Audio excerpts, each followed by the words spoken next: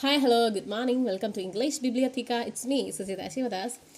കഴിഞ്ഞ വീഡിയോയിൽ ഞാൻ എമിലി ഡിക്കിൻസൻ്റെ ഒരു പോയം ഡിസ്കസ് ചെയ്തിട്ടുണ്ടായിരുന്നു. Because I could not stop for death എന്നുള്ള പോയം. അതിൽ ഞാൻ പോയറ്റിനെ കുറിച്ചിട്ട് പറഞ്ഞിട്ടുണ്ടായിരുന്നു. വളരെ കുറച്ചേ പറഞ്ഞിട്ടുള്ളൂ, എന്നാലും ഒരു ബ്രീഫ് ഐഡിയ നിങ്ങൾക്ക് ഡിക്കിൻസനെ പറ്റി കിട്ടുമായിരുന്നു ആ വീഡിയോ കാണുകയാണെങ്കിൽ. ഇന്നും ഞാൻ ഡിക്കിൻസൻ്റെ ഒരു പോയം തന്നെയാണ് എടുത്തിരിക്കുന്നത്. അത് ഇതാണ്, I felt a funeral in my brain എന്നുള്ള പോയം. അപ്പോൾ കഴിഞ്ഞ വീഡിയോ കാണുകയാണെങ്കിൽ ഡിക്കിൻസൻ്റെ പോയറ്റിനെ പറ്റിയിട്ട് ഒരു ബ്രീഫ് ഐഡിയ നിങ്ങൾക്ക് കിട്ടും. അപ്പോൾ ഇന്ന് കൂടുതലായിട്ട് ഞാൻ പോയറ്റിനെ കുറിച്ച് പറയുന്നില്ല, എന്നാലും ഏതൊരു പോയം പറയുമ്പോഴും പറയാതിരിക്കാൻ പറ്റാത്ത കുറച്ച് കാര്യങ്ങളുണ്ട്, അത് പറയാം. എമിലി ഡിക്കിൻസൺ ഒരു അമേരിക്കൻ പോയറ്റാണെന്ന് നിങ്ങൾക്ക് എല്ലാവർക്കും അറിയാമായിരിക്കാം. പിന്നെ അവരെ പറ്റി പറയുമ്പോൾ ഏറ്റവും കൂടുതലായിട്ട് ഫസ്റ്റ് പറയേണ്ട കാര്യം, അവരൊരു ഐസൊലേറ്റഡ് ക്യാരക്ടറായിരുന്നു. എപ്പോഴും വീട്ടിൽ അടച്ചു മൂടിയിരിക്കാനായിരുന്നു അവർക്ക് കൂടുതൽ ഇഷ്ടം. അവരുടെ ഈ ക്യാരക്ടർ കൊണ്ട് തന്നെ ഇവരുടെ പോയത്തിലെല്ലാം ഇവിടെ ഒരു പേഴ്സണൽ ലൈഫ് റിഫ്ലക്റ്റ് ചെയ്യുന്നുണ്ട്. ഇവരുടെ പേഴ്സണൽ ക്യാരക്ടർ, അവരുടെ ഉള്ളിലുള്ള ഒരു ക്യാരക്ടർ നമുക്ക് കാണാൻ പറ്റും അവരുടെ പോയത്തിലൊക്കെ. കാരണം ഇവരെടുക്കുന്ന തീംസൊക്കെ അതിനോട് സംബന്ധിച്ചുള്ളതായിരിക്കും. ഒന്നുമില്ലെങ്കിൽ ഡെത്ത്, അതല്ലെങ്കിൽ ഐസൊലേഷൻ, അതുപോലെ ഇമ്മോർട്ടാലിറ്റി, ഫ്യൂണറൽ, ഇതുപോലത്തെയൊക്കെ കാര്യങ്ങളാണ് അവർ കൂടുതലായിട്ട് അവരുടെ തീമായിട്ട് സെലക്ട് ചെയ്യുക. ഇവിടെ ഈ ഒരു പോയത്തിലും ഇതേപോലെ എടുത്തിരിക്കുന്നത് ഡെത്ത്, അതുപോലെ തന്നെ ഒരു ഫ്യൂണറൽ, ഒരു സെറിമണി, ആ ഒരു രീതിയിലാണ്. ആഫ്റ്റർ ഡെത്തിന് ശേഷം ഉണ്ടാകുന്ന ഒരു ചടങ്ങിനെ പറ്റിയിട്ടാണ് അവരിതിൽ പറയുന്നത്. ഫുൾ ഓവറോൾ മെറ്റാഫർ, അങ്ങനെ ഒരു മെറ്റാഫറിക്കൽ പോയാണ്. മിക്ക പോയംസും അങ്ങനെയാണ് അവരുടെ. ഇതിന് മുൻപ് ഞാൻ ഡിസ്കസ് ചെയ്ത പോയത്തിൽ അവർ ഡെത്തിനായിരുന്നു ഒരു ഓവറോൾ മെറ്റാഫറായിട്ട് അവർ എടുത്തിരുന്നത്.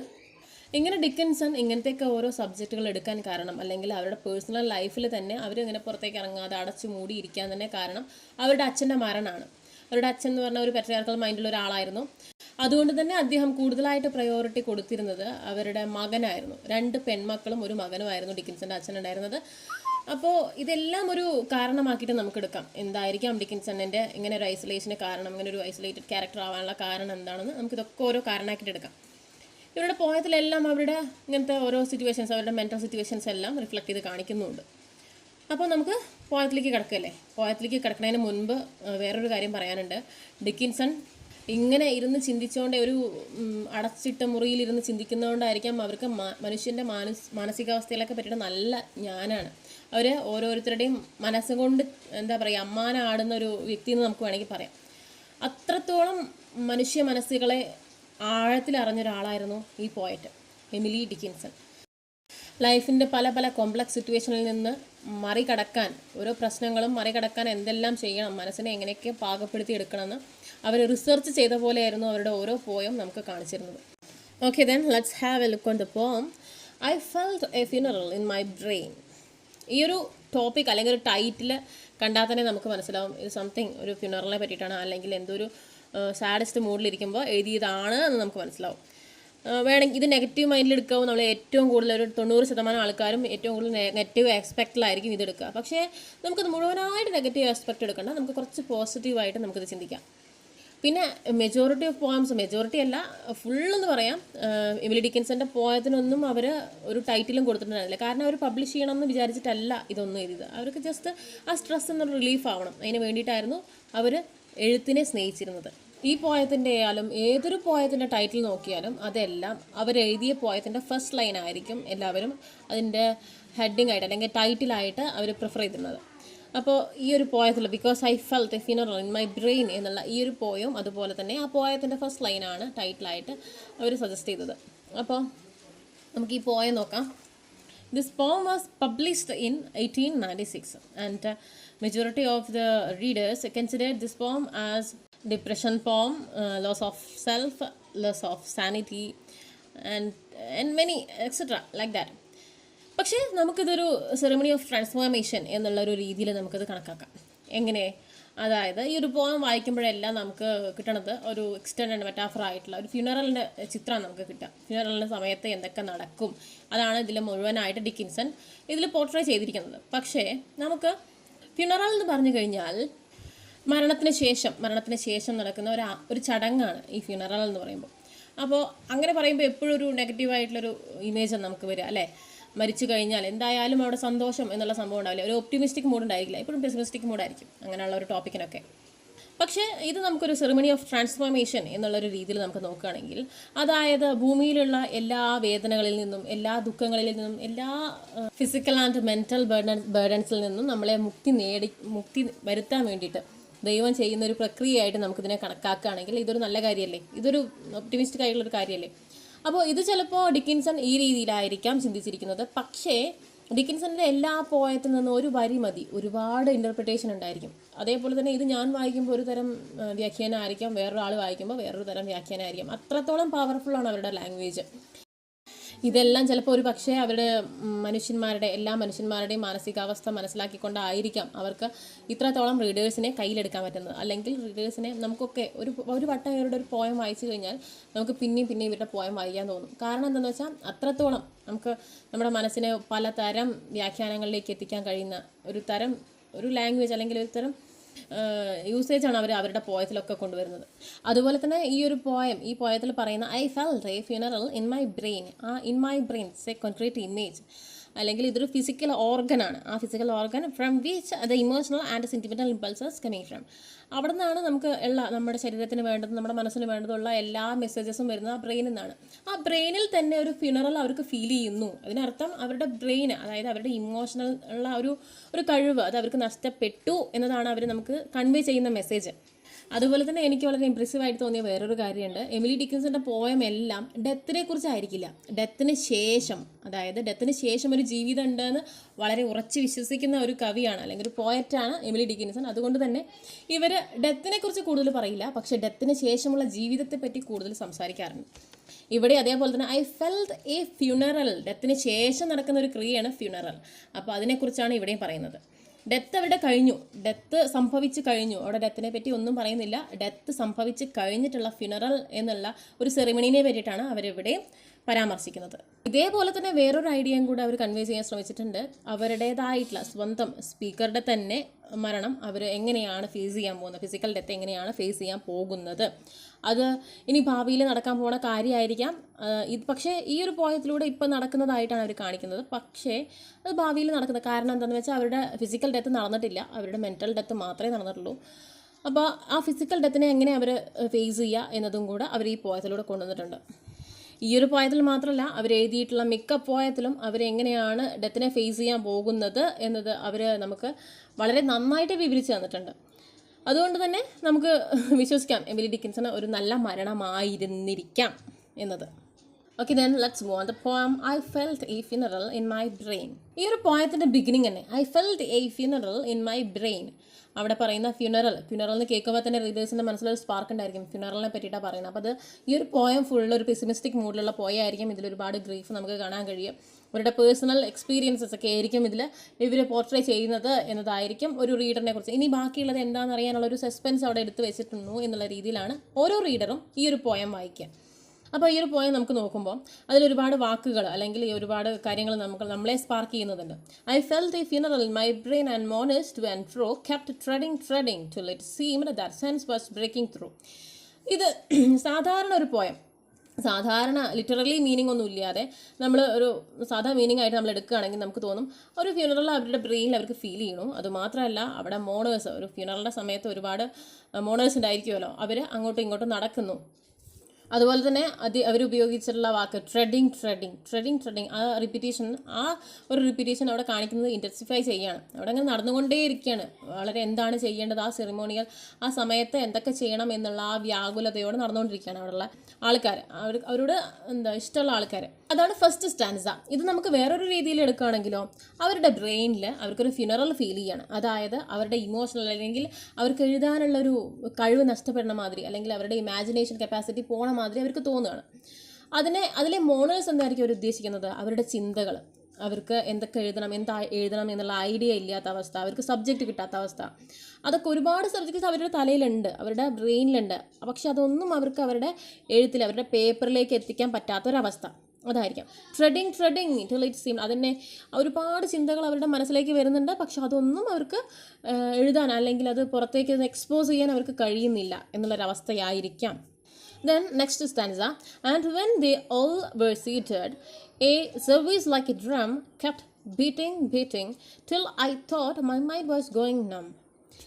ഇതിൽ പറയുന്നത് ആ ഒരു സാധാരണ മീനിങ്, അത് എല്ലാവരും ആ മോണേഴ്സ് എല്ലാം നടന്നുകൊണ്ടിരിക്കുന്ന മോണേഴ്സ് എല്ലാം ഒരു സീറ്റിലിരുന്നു, അവരുടേതായിട്ടുള്ള സീറ്റിലിരുന്നു. അപ്പോൾ എന്തായി, അവിടെ ഒരു കാമൻ ആയിട്ടുള്ള ഒരു അറ്റ്മോസ്ഫിയർ ആയി. അതിനുശേഷം അവർ ഇരുന്ന സമയത്ത് പെട്ടെന്നാണ് ഒരു സർവീസ് പോലെ, അവിടെയുള്ളൊരു ചടങ്ങ് പോലെ അവിടെയുള്ള ഡ്രംസ് ബീറ്റ് ചെയ്യാൻ തുടങ്ങി. ആ ബീറ്റ് ചെയ്യണ അവിടെ ഒരു സൗണ്ട് വന്നു. അവൾക്ക് ഈ ഒരു ഇതിലിരിക്കുന്ന ആൾക്ക്, അല്ലെങ്കിൽ ഈ ഒരു കൊഫീനിൽ കിടക്കുന്ന ആൾക്ക് ഇതൊന്നും അറിയാൻ കഴിയുന്നില്ല. ബിക്കോസ് അവർ സെൻസസ് ഫോർ ഫുള്ളി ഗോൺ.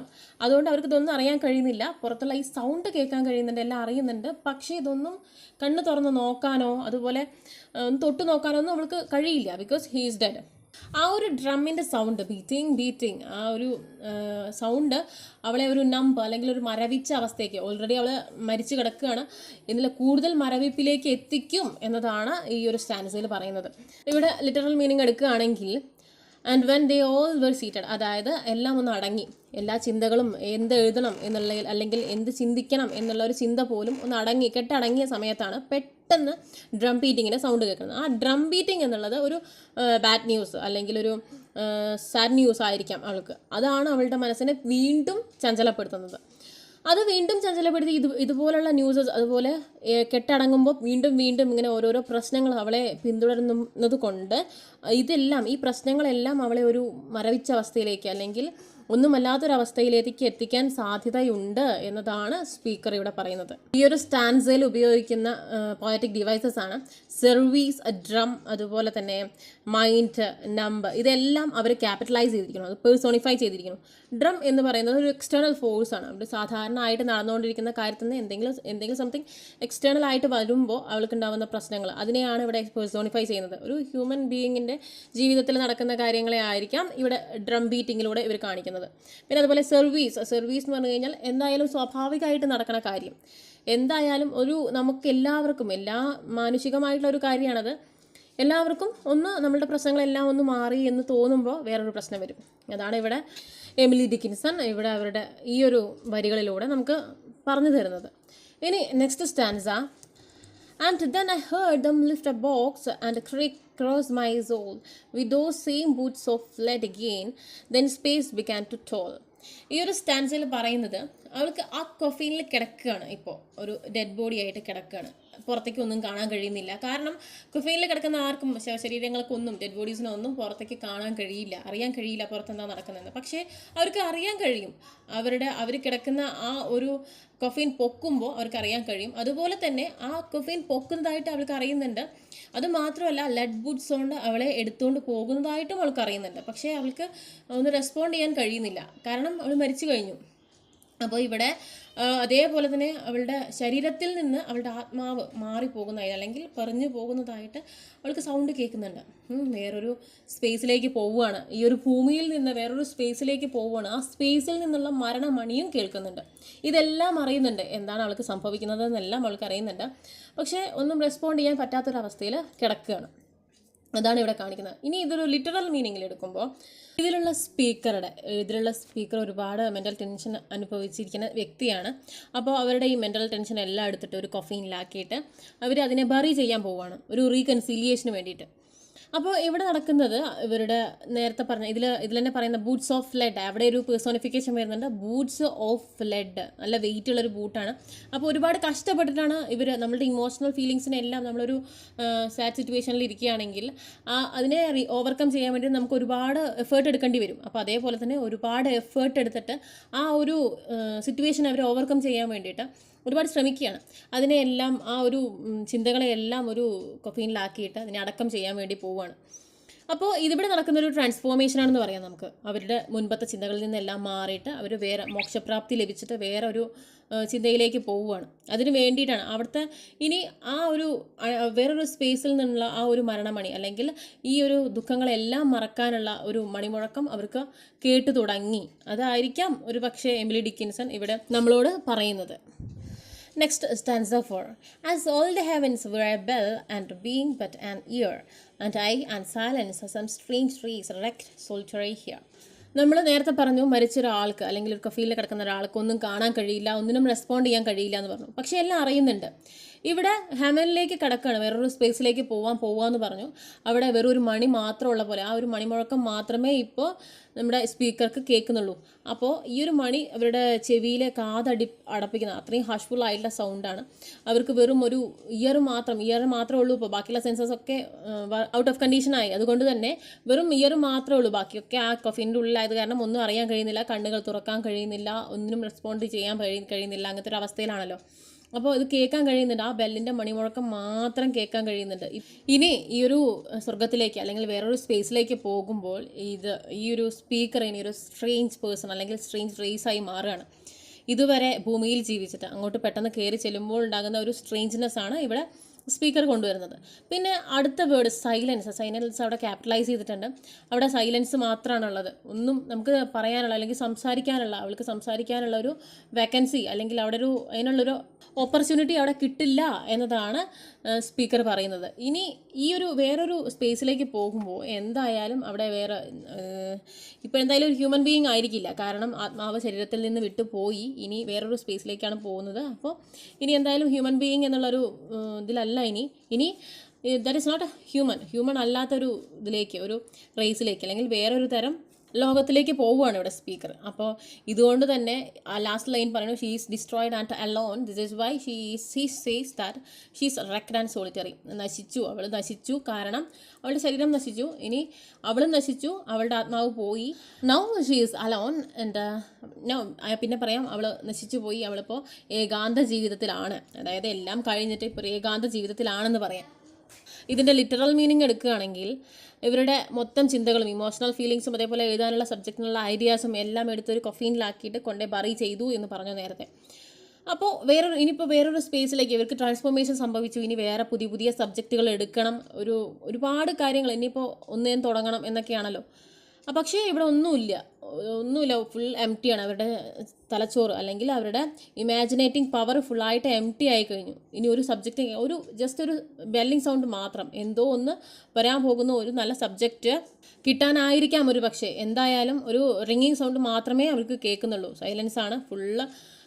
അവൾക്ക് ഒന്നും ഒരു എഴുതാനുള്ള ഒരു സബ്ജക്റ്റ് ഒന്നും കിട്ടുന്നില്ല. അപ്പോൾ ഫുള്ളി എലോൺ ആയിട്ടൊരു അവസ്ഥ, ഒന്നും എഴുതാനില്ലാത്ത ഒരു അവസ്ഥയിൽ എത്തിയിരിക്കുകയാണ്. അപ്പോൾ ഇവിടെ ഒരു റീകൺസീലിയേഷൻ അല്ലെങ്കിൽ ട്രാൻസ്ഫോർമേഷൻ നടന്നു. ഇനി എല്ലാം പുതിയ ഐഡിയാസ്, പുതിയ സബ്ജക്റ്റുകൾ എല്ലാം എടുക്കാനുള്ള ഒരു സമയമായി എന്നതായിരിക്കാം ഇവിടെ അല്ലെങ്കിൽ പോയറ്റ് നമ്മളോട് പറയുന്നത്. Stanza 5, last stanza. And then a plank in recent broke, and I dropped down and hit a world at every plunge and finished knowing then. ഒരു സ്റ്റാൻസ കഴിഞ്ഞാൽ നമുക്ക് മനസ്സിലാവും ഇത് സ്പീക്കറുടെ തന്നെ ഡെത്തിനെ കുറിച്ചാണ് അവിടെ ഓതർ പറഞ്ഞിരിക്കുന്നത് എന്ന്. ഒരു പലകയിൽ അവളെ കിടത്തി അങ്ങനെ മണ്ണിനടിയിലേക്ക് ബറി ചെയ്തു, അങ്ങനെ വേറൊരു ലോകത്തിലേക്ക് എത്തി, അവിടെ കൺഫ്യൂഷൻ ആൻഡ് എന്തൊക്കെയാണ് ചെയ്യേണ്ടത് എന്നറിയാതെ വ്യാകുലപ്പെട്ട് നിന്നു. അതിനെപ്പറ്റി അറിയുന്നില്ല, ഇനി വേറൊരു ലോകത്ത് പോയി ഇനി എന്ത് ചെയ്യണം എന്നറിയാത്തൊരവസ്ഥയിൽ നിന്നു എന്നതാണ് അവസാനമായിട്ട് കാണിക്കുന്നത്. അപ്പോൾ ഇതൊരു ലിറ്ററൽ മീനിങ്ങിൽ എടുക്കുമ്പോൾ പ്ലാങ്ക് എന്നുള്ളത് അവിടെ ക്യാപിറ്റലൈസ് ചെയ്തിരിക്കുന്നു, പേഴ്സോണിഫൈ ചെയ്തിരിക്കുന്നു. Plank in reason broke and I dropped down. അതായത് അവരുടെ ചിന്താശേഷി, ഇമാജിനേറ്റിംഗ് പവർ ഒക്കെ നഷ്ടപ്പെട്ടു, എല്ലാം ബറി ചെയ്തു. അതുകൊണ്ട് തന്നെ ഇനി ഒന്നേന്ന് തുടങ്ങണം, പുതിയൊരു ലോകത്തിലേക്ക് എത്തി, ഇനി എല്ലാം ആദ്യം മുതലേ തുടങ്ങണം. അതുകൊണ്ട് തന്നെ എവരി പ്ലഞ്ച് എല്ലാറ്റിലും കൺഫ്യൂഷൻ ആവുകയാണ്, ഏത് സബ്ജക്റ്റ് എടുക്കണം, അതായത് ഏതിൽ നിന്ന് തുടങ്ങണം. ഇതുവരെയുള്ള സബ്ജക്റ്റിൽ നിന്നെല്ലാം മാറി പുതിയൊരു ഇമാജിനേഷൻ കൊണ്ടുവരാനുള്ള ശ്രമത്തിലാണ് ഇവിടെ ഓതർ. അപ്പോൾ ഇന്നിവിടെ ഇങ്ങനെ ഡീൽ ചെയ്തിട്ടുള്ള ഈ ഒരു poem, I felt A funeral in my brain എന്നുള്ള ഈ ഒരു പോയം എനിക്ക് വായിച്ചിട്ട് എനിക്ക് മനസ്സിലാക്കാൻ കഴിഞ്ഞ കാര്യമാണ് ഞാനിവിടെ നിങ്ങളോട് പറഞ്ഞത്. നിങ്ങൾക്ക് വായിച്ചാൽ വേറൊരു ഇൻ്റർപ്രിറ്റേഷൻ കിട്ടാൻ ഒരുപാട് ചാൻസ് ഉണ്ട്. അതുകൊണ്ട് നന്നായി പോയം വായിച്ചിട്ട് ഒരു പ്രാവശ്യം വായിച്ചാൽ മനസ്സിലാവില്ല, എഗെയിൻ ആൻഡ് അഗെയിൻ വായിക്കുക, എന്നാൽ നിങ്ങൾക്ക് പുതിയതായിട്ടൊരു മീനിങ് കിട്ടാൻ സാധ്യതയുണ്ട്. ആസ്വദിച്ച് മനസ്സിലാക്കുക, എന്നാൽ നിങ്ങളുടെ മനസ്സിൽ കൂടുതൽ കാലം നിൽക്കുന്നത്. നിങ്ങൾക്ക് ഏതൊരു വർക്കും നമ്മൾ ആസ്വദിച്ച് ചെയ്യുമ്പോൾ അതിൻ്റെ സുഖം വേറെയാണ്. അപ്പോൾ okay friends, see you with next video. Stay home, stay safe. Thank U.